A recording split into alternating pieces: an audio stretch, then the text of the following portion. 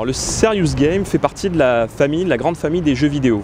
Donc c'est un hybride qui a comme base le jeu vidéo, mais qui au cœur de ce jeu vidéo va enfermer un corps étranger, un message, un faisceau de compétences ou de connaissances à transmettre. Il est évident que des gens qui ont des difficultés de compréhension, qui ont des difficultés d'expression, vont avoir du mal aussi avec le jeu. Mais ce qui est intéressant dans le jeu sérieux, c'est qu'il a une tendance à dédramatiser l'échec. On est dans un contexte qui est plus souple, le contexte du jeu, et pour la majorité des élèves, c'est un facteur qui est désinhibant. Alors l'oxymore jeu sérieux, serious game, c'est vraiment un challenge, une difficulté pour les acteurs de la profession, pour les fans, les enthousiastes qui essaient un peu de se familiariser avec ce nouveau média. C'est vrai que c'est difficile d'associer à la fois le jeu et l'aspect sérieux. Mais l'intérêt, c'est quand même de garder le terme jeu, le terme game, où on est vraiment là pour se divertir, on est là pour avoir du plaisir, pour être impliqué, pour s'immerger dans une activité.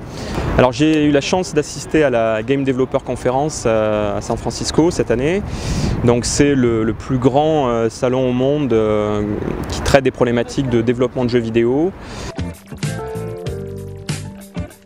Ce qui était très intéressant cette année, c'est qu'il y avait vraiment un trend, un summit éducation avec deux problématiques fortes. Premièrement, comment former les employés de cette nouvelle industrie, et deuxièmement, comment souligner, comment mettre en avant le potentiel pédagogique des jeux. Ce qui est très intéressant, c'est l'enthousiasme des anglo-saxons, des Américains. Donc je pense notamment à Jen McGonigal qui a sorti un livre, Reality is Broken, et qui a un plan pour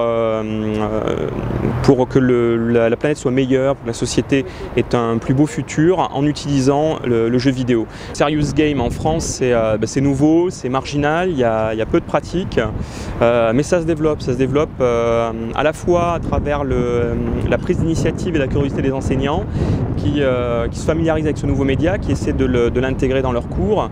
On le voit également à travers des programmes mis en place par les académies. On peut avoir bon espoir que ce média prenne la place qui lui est due dans la trousse numérique de l'enseignant. Alors si on veut se lancer dans le Serious Game avec ses élèves, on a déjà des sites ressources.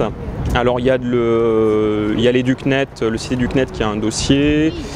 Sur l'Académie de Créteil, on a un site jeux-créteil.fr qui commence un petit peu à recenser des bonnes pratiques et des bonnes ressources. On a aussi d'autres sites comme Serious Game Classification par exemple qui permettent d'avoir accès à un corpus indexé de jeux. On peut faire des recherches multicritères sur cette base de données.